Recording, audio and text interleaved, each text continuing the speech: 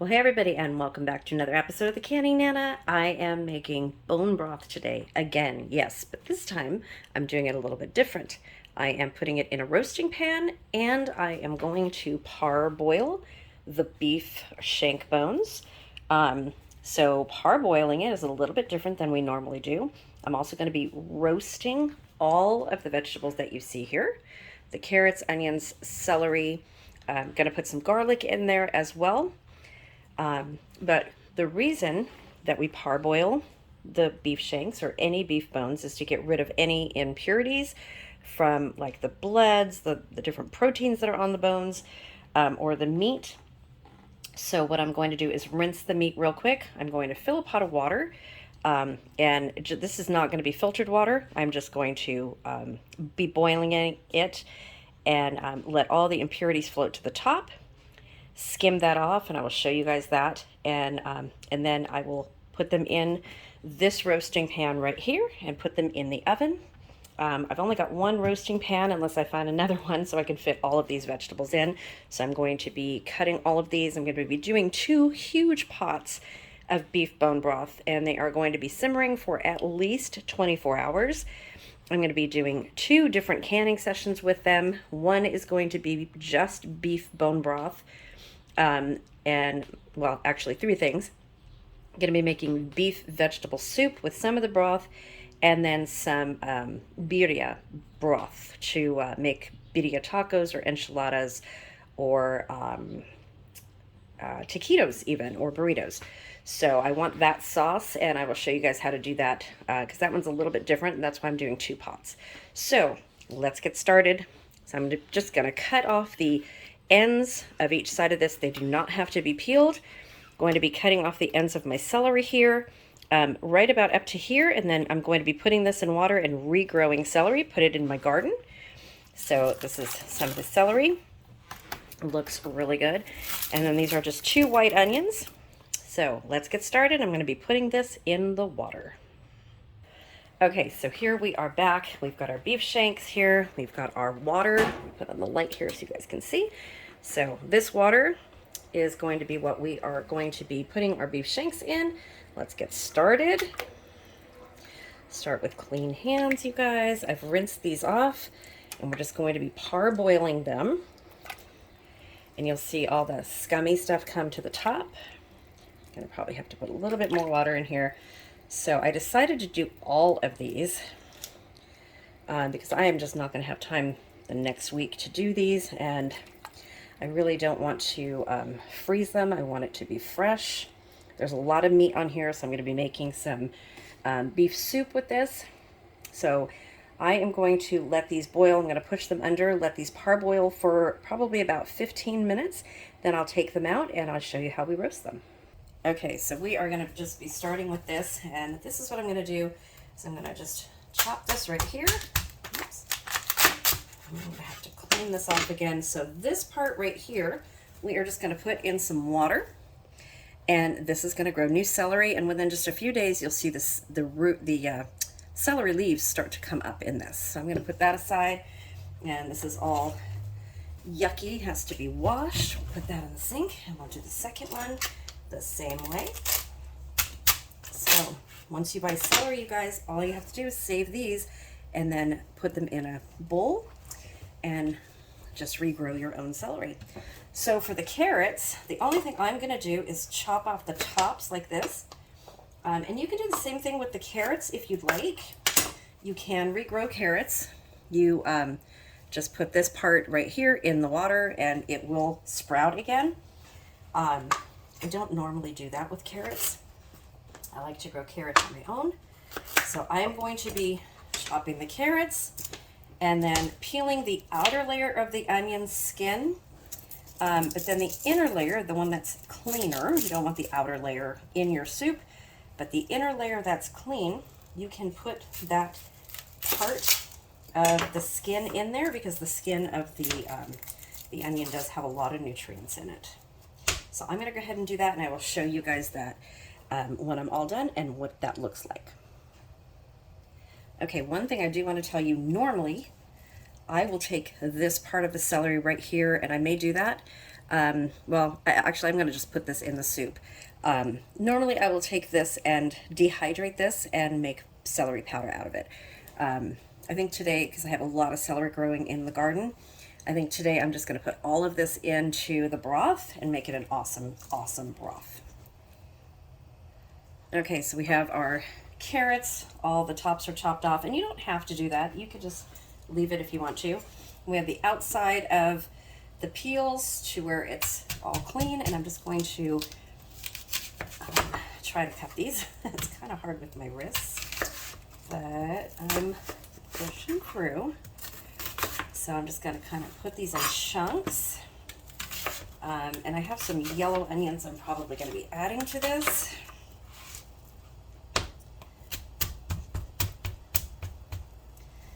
Okay, I'm going to get this done and cut the celery, and then we'll be back.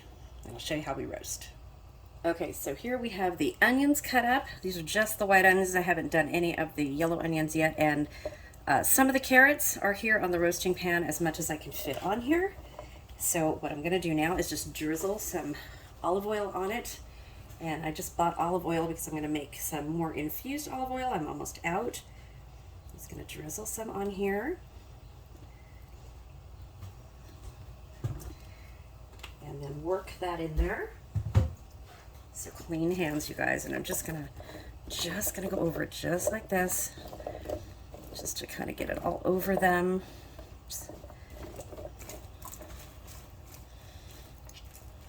Okay. So I'm gonna do the same thing with the celery and the rest of, there's more carrots in this bowl over there. There's celery and carrots in this bowl here. And celery here. I don't have any more room on here. I have the oven preheating at 375, and I'm going to put this tray in there now. And the beef shanks, I will show you guys that in just a second. They are simmering. Okay, so these are the beef shanks right here. You guys can see, oops, that all of that scummy stuff is coming off of the bones.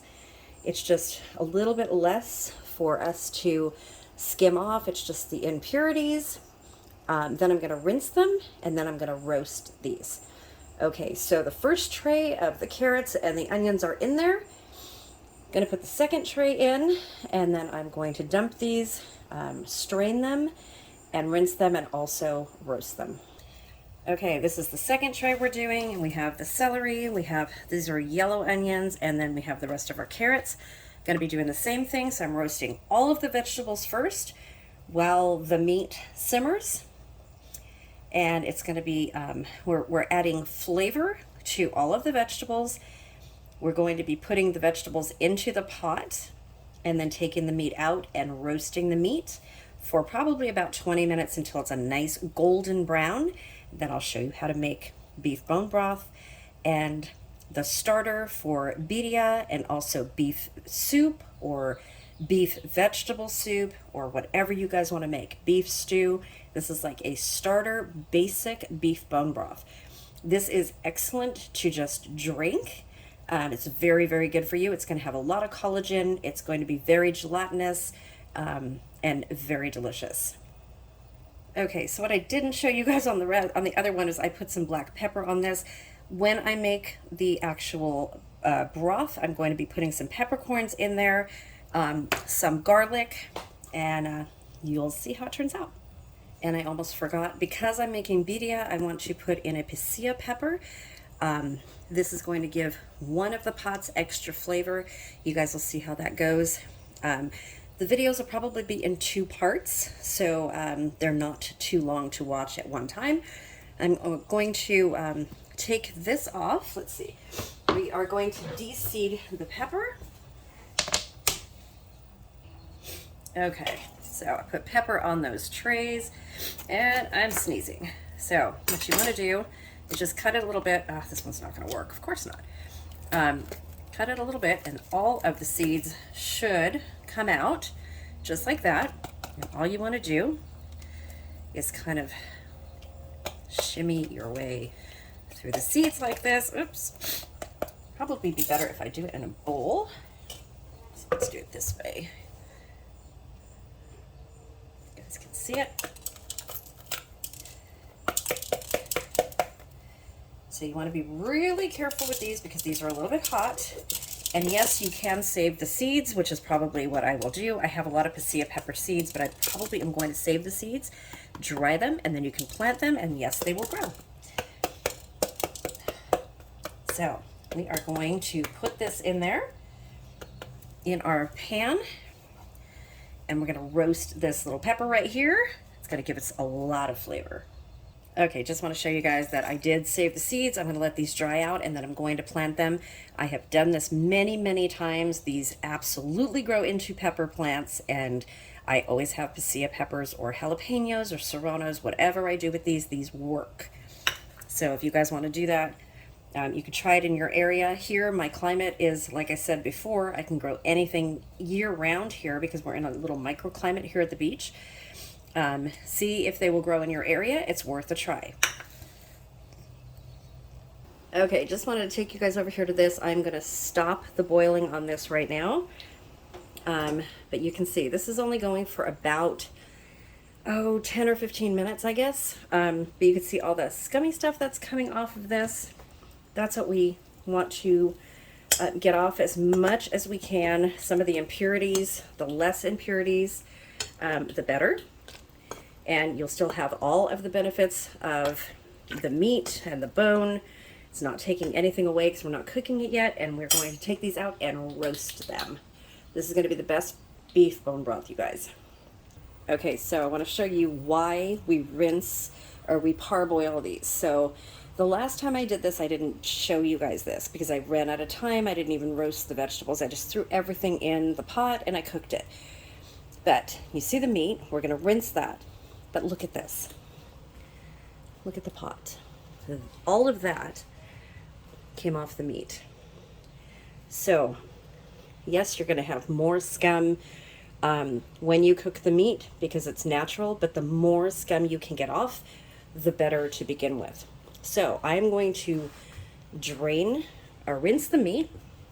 It's already drained, so I'm going to rinse this. And then I'm going to put it on our roasting pan over here with the pepper. That's right here. And then we are going to get this into the oven. The rest of the vegetables are roasting nicely and my kitchen is smelling delicious.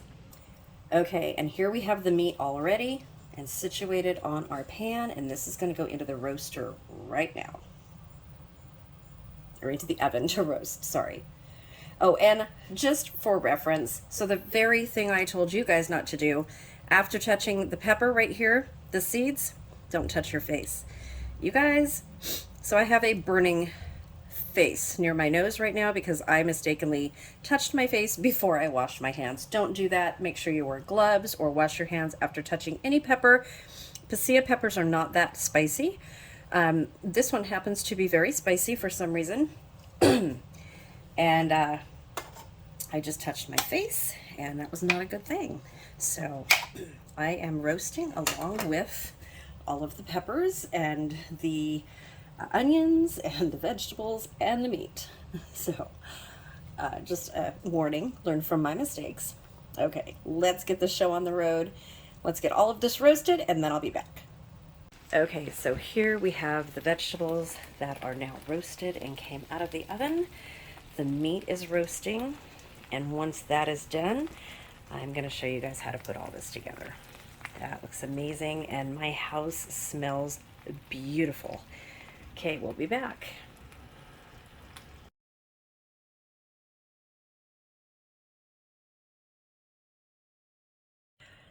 Okay, you guys, so we have the meat here is all done. I'm going to peel the pepper and put it in one of the pots. And here are the vegetables. There are 2 trays of vegetables, so I'm going to go ahead and get the pots out, and we'll go from there. Okay, so you guys can see I have 2 pots here. Oops. Okay, so we have 2 pots here, and we are going to come over here, and this is the meat that we're going to put on there. Okay, gonna bring it over. We're gonna do the meat first, then I'll do the vegetables. Okay, so I'm going to show you guys. I am going to do this as easily as I can. putting it in both of the pots as evenly distributed as I can, and then we'll go from there and add the vegetables to it. Oops, that's 3. That has 2. Okay, there you go. Okay, so let's get some of the vegetables in here. Excuse me, guys. Okay. This one has the pepper in it. I will deal with that in a minute. Okay. We're going to get some of this. So I'm going to be distributing this right here into both pans evenly. And when I do that, I will be right back. Okay, you guys, so this is one of the ones. This is going to be for the beef soup, and this one right here is going to be for the birria, and they're both going to be really good. I'm going to put them, I'm just going to cover them with water for tonight, and then we're going to do the rest tomorrow. And this is going to be up tonight for you guys, but there's a lot more to do tomorrow, so stay tuned, and I'll show you right up until I put the water in here, and then we're going to just go until tomorrow, and the word of the day is coming in just a minute. Okay, you guys, so this is the soup, or this is the, sorry you guys. So this is the birria, this is the one that's going to be birria, and this is going to be the soup and everything else. So we're just going to cover it tonight. I'm going to add some more water to this, and we're going to let it go. And that's all I'm going to be doing for tonight. So the word of the day for this video is going to be beef bone broth. So if you guys want to put the word of the day in the comment section, and you'll be entered for the next giveaway. And there'll be updates coming tomorrow. Thanks for watching, you guys, and I will see you soon.